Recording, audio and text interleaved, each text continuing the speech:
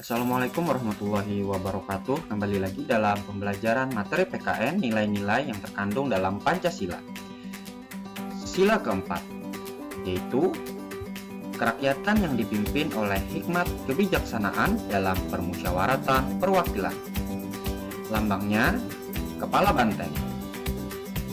Banteng digambarkan sebagai hewan yang suka berkumpul.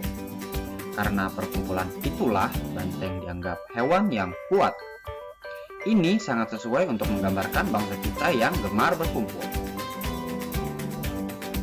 Berkumpul bisa dimaknai dengan berdiskusi atau bermusyawarah, memecahkan masalah bersama dan mencapai suatu mufakat.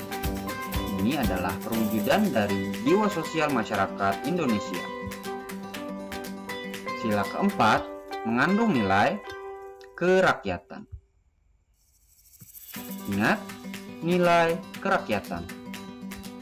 Sila keempat memiliki hubungan erat dengan musyawarah, kebijaksanaan, dan lapang dada. Dan yang paling utama adalah kerakyatan.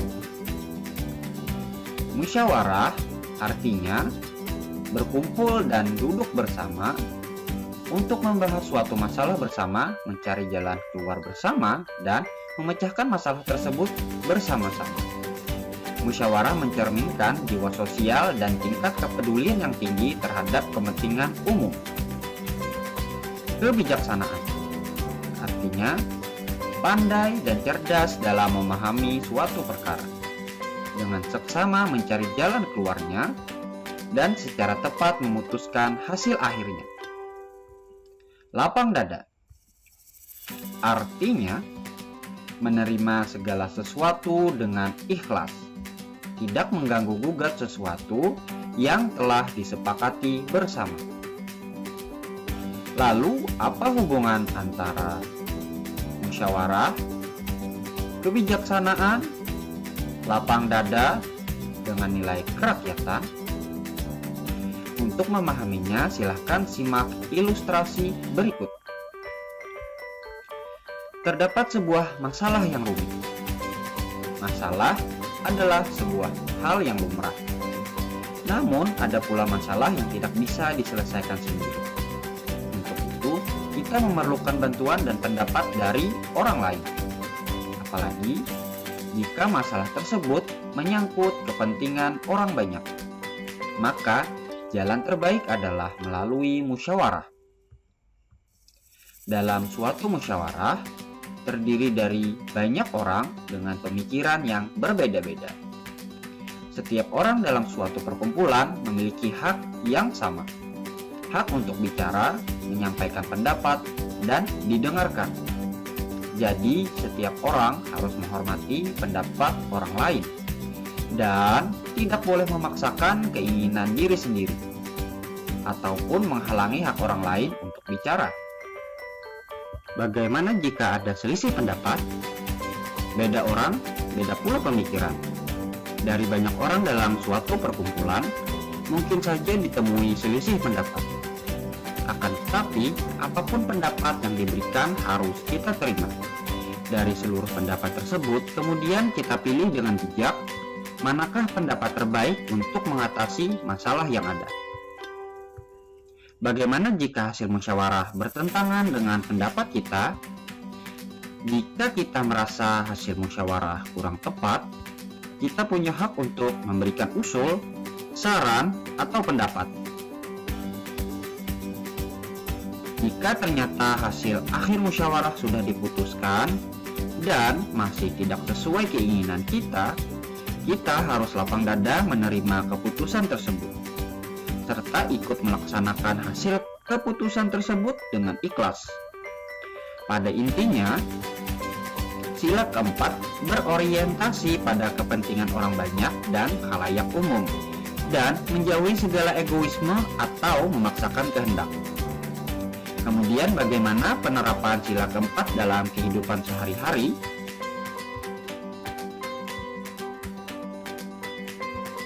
Untuk menerapkan sila keempat dalam kehidupan, kalian bisa mulai dengan musyawarah.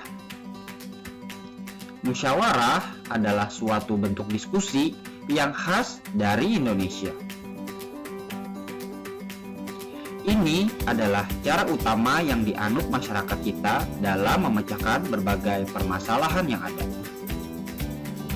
Yang kedua, kalian juga harus mampu menghargai pendapat orang lain.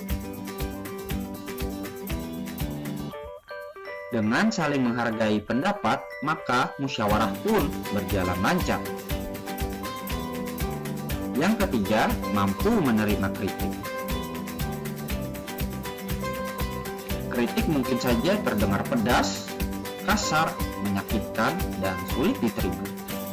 Tapi dengan menerima kritik, maka kita dapat mengetahui kekurangan yang ada dan segera memperbaikinya. Yang keempat, menghindari egoisme. Egoisme berarti mementingkan diri sendiri, mau menang sendiri, dan merasa diri lebih penting dari yang lain. Hal ini harus dihindari, sebab musyawarah tidak ada artinya jika kita hanya untuk memuaskan keinginan pribadi saja. Yang kelima, mengutamakan kepentingan orang banyak. Kita merupakan satu bagian dari keseluruhan masyarakat. Jika kita mengutamakan kepentingan masyarakat, maka kepentingan kita pun sudah pasti akan terpenuhi. Dibandingkan kepentingan pribadi, memenuhi kepentingan orang banyak jauh lebih bermanfaat. Yang keenam, lapang dada menerima keputusan. Keputusan yang diambil dalam suatu musyawarah adalah hasil kesepakatan bersama dan untuk kepentingan bersama. Jadi, apapun hasil dari suatu musyawarah, kita harus menerima dengan tangan terbuka. Sekali lagi, hasil musyawarah adalah keputusan bersama. Karena pada dasarnya, tujuan musyawarah adalah mencapai mufakat atau kesepakatan bersama. Jadi, hasil suatu musyawarah haruslah diterima dan dilaksanakan dengan penuh tanggung jawab. Kemudian dalam melaksanakan suatu musyawarah, haruslah dilandasi akal sehat dan hati nurani yang luhur. Ini harus ditanamkan sejak dini agar tumbuh dengan kuat di dalam diri. Dengan akal sehat dan hati nurani yang luhur, maka dengan mudah kita dapat menghindari sikap egois dan memaksakan kehendak, serta mudah pula menerima pendapat, kritik, dan keputusan yang ada dengan lapang dada. Paham ya? Ingat, nilai kerakyatan. Lalu bagaimana jika belum ada keputusan terbaik? Dalam musyawarah bisa saja menemui kesulitan. Untuk itu, bisa dilakukan voting atau pemungutan suara. Keputusan diambil berdasarkan suara mayoritas atau suara terbanyak. Seperti apa voting itu? Untuk contoh mudahnya adalah pemilihan umum. Ini adalah salah satu bentuk pemungutan suara. Dalam pemilihan umum, seluruh masyarakat diminta untuk memberikan suara. Kemudian suara terbanyak diambil sebagai hasil keputusan akhir. Sebagaimana musyawarah, pemungutan suara harus dilakukan dengan dilandasi akal sehat dan nurani yang luhur. Hasil voting atau pemungutan suara harus diterima dengan lapang dada. Sebab itu, semua adalah hasil keputusan yang kita ambil bersama. Kemudian coba kenali kegiatan berikut ini. Manakah yang termasuk kegiatan musyawarah? Apakah sudah sesuai dengan sila keempat? Mari kita mulai. Diskusi untuk menentukan piket kelas. Guru menunjuk ketua kelas secara langsung. Guru mengadakan pemilihan ketua kelas. Golput atau tidak ikut pemilu. Ingin menggeser ketua kelas yang ada. Menerima ketika diberi teguran. Sulit menerima saran. Sulit menerima saran. Jadwal piket ditentukan tapi tetap tidak melaksanakan. Memberikan suara pada pemilu. Baik, kita akan mulai manakah yang termasuk penerapan sila keempat dan mana yang bukan. Diskusi untuk menentukan piket kelas. Kita lihat dari diskusi adalah suatu bentuk musyawarah. Jadi ini jelas sesuai dengan sila keempat. Kemudian guru menunjuk ketua kelas secara langsung. Bisa kita lihat guru menunjuk ketua kelas secara langsung berarti tidak melalui musyawarah ataupun voting. Jadi ini tidak sesuai. Kemudian guru mengadakan pemilihan ketua kelas. Kita lihat guru mengadakan pemilihan ketua kelas berarti guru melakukan diskusi ataupun musyawarah ataupun voting dan segala bentuk pengambilan suara.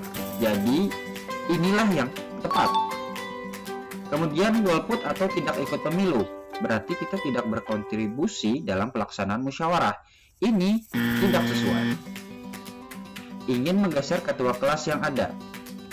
Sebelumnya dijelaskan kita harus menerima apapun hasil musyawarah. Jika kita ingin menggeser ketua kelas yang ada berarti kita tidak menerima keputusan yang ada. Ini tidak sesuai.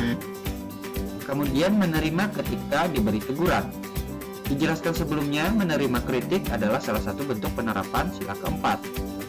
Teguran adalah salah satu bentuk kritik. Jadi menerima ketika diberi teguran sesuai dengan sila keempat. Sulit menerima saran berarti tidak mau menerima kritik. Ini berarti tidak sesuai. Jadwal piket ditentukan tetapi tidak melaksanakan. Berarti dia tidak mau mengikuti aturan dari musyawarah. Dan ini jelas tidak sesuai. Memberikan suara pada pemilu berarti berkontribusi atau berperan dalam suatu pemilu atau pemungutan suara. Ini sesuai dengan sila keempat. Gimana? Paham ya nilai kerakyatan?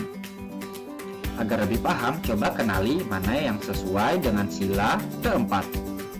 Mau atau tidak?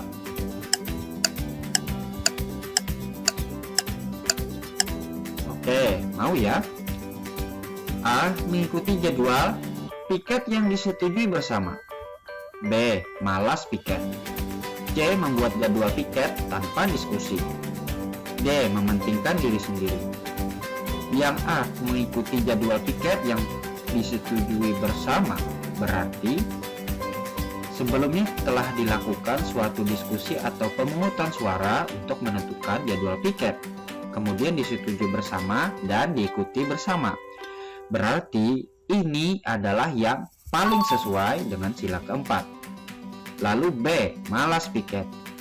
Malas itu sudah salah. Apalagi piket dengan jadwal yang telah disetujui bersama berdasarkan hasil diskusi, maka ini jelas-jelas tidak sesuai. Kemudian C. Membuat jadwal piket tanpa diskusi. Berarti kita memaksakan keinginan kita sendiri. Itu adalah egoisme. Tidak sesuai. D. Mementingkan diri sendiri. Jelas sekali ini tidak sesuai. Sekarang yang lebih sulit. Dalam suatu forum diskusi sedang dilaksanakan musyawarah untuk membangun sebuah kolam air sebagai sumber air. Pak Adi mengusulkan untuk membangun kolam air di sebuah tanah lapang yang dekat dengan pemukiman warga. Pak Budi menyetujui ide tersebut karena tempatnya dekat sehingga para warga mudah mengambil air. Pak Coki tidak setuju karena tempat tersebut jauh dari rumahnya, walaupun ia masih bisa mengambil air di tempat tersebut. Pak Dodo juga tidak setuju karena ia ingin membangun toko di atas tanah tersebut. Pak Eka setuju walaupun agak jauh dari rumahnya, tetapi ia sangat membutuhkan air bersih. Apakah keputusan yang tepat untuk diambil? Apakah membangun kolam di tempat tersebut atau tidak? Yang perlu kalian ingat dalam musyawarah adalah dilandasi dengan akal sehat dan nurani yang luhur, serta menghindari egoisme, tidak memaksakan kehendak, mau menerima kritik, menghargai pendapat, mengutamakan kepentingan orang banyak, dan menerima keputusan dengan lapang dada. Sekarang, mari kita ulas kasus tersebut. Dalam suatu forum diskusi sedang dilaksanakan musyawarah untuk membangun sebuah kolam air sebagai sumber air. Pak Adi mengusulkan untuk membangun kolam air di sebuah tanah lapang yang dekat dengan pemukiman warga. Pak Adi mengusulkan untuk membangun kolam air di sebuah tanah lapang yang dekat dengan pemukiman warga. Menurut kalian, mengapa Pak Adi mengusulkan hal ini? Apakah hal ini bertepatan dengan penerapan sila keempat? Ya, ini sesuai dengan penerapan sila keempat. Karena Pak Adi mengutamakan kepentingan orang banyak. Kemudian, Pak Budi menyetujui ide tersebut karena tempatnya dekat, sehingga para warga mudah mengambil air. Apakah ini sesuai dengan penerapan sila keempat? Ya. Mengapa? Karena Pak Budi menghargai pendapat untuk membuat kolam air di tempat yang dekat sehingga para warga mudah mengambil air. Pak Coki tidak setuju karena tempat tersebut jauh dari rumahnya. Walaupun ia bisa mengambil air di tempat tersebut. Apakah ini sesuai dengan penerapan sila keempat atau tidak? Pada sila keempat dijelaskan kita harus mau menerima kritik dan menghargai pendapat orang lain. Pak Coki menyampaikan rasa tidak setuju karena tempat tersebut jauh dari rumahnya walaupun ia masih bisa mengambil air. Jadi ini masih sesuai dengan penerapan sila keempat. Kenapa? Karena Pak Coki hanya menyampaikan kritik dan kritik harus bisa diterima dengan hati yang lapang.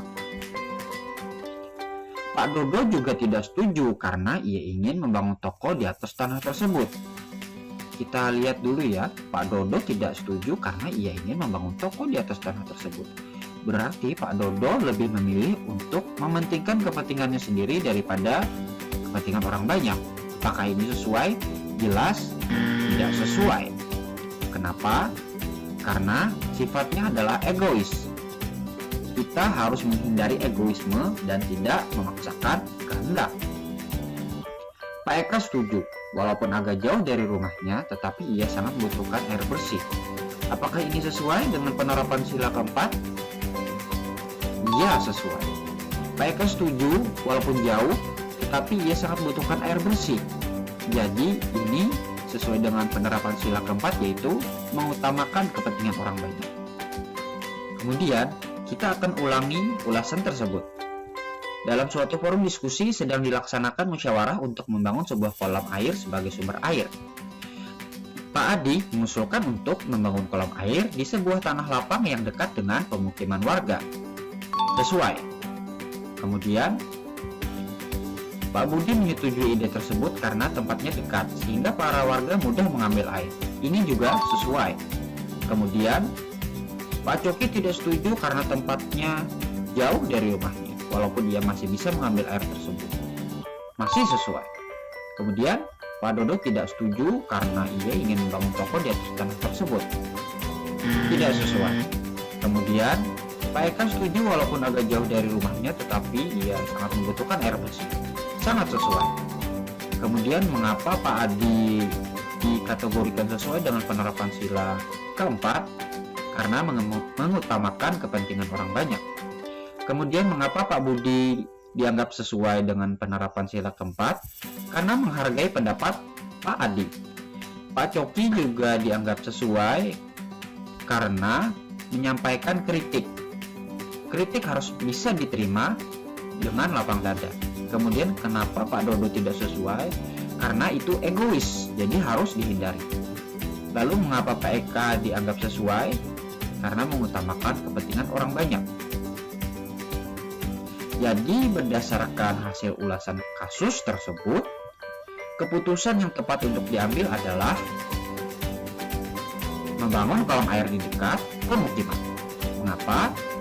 Karena itu semua adalah untuk kepentingan orang banyak. Nah, bagaimana? Paham ya? Itulah yang dimaksud dengan nilai kerakyatan. Selamat! Kamu sudah memahami dengan baik nilai yang terkandung dalam sila keempat. Sekarang coba kita rangkum nilai yang terkandung dalam sila keempat agar kamu mudah mengingatnya. Nilai utama dalam sila keempat adalah nilai kerakyatan. Kemudian berhubungan erat dengan musyawarah, menghargai pendapat, mau menerima kritik, tidak memaksakan kehendak, menghindari egoisme, menerima keputusan dengan lapang dada, mengutamakan kepentingan orang banyak, dan dilandasi akal sehat dan nurani yang luhur. Demikianlah pembelajaran kali ini. Semoga pembelajaran ini bermanfaat. Ingat ya, klik like, subscribe, dan klik lonceng agar kamu dapat pemberitahuan video terbaru. Silahkan share kepada temanmu yang lain. Terima kasih telah menonton. Wassalamualaikum warahmatullahi wabarakatuh.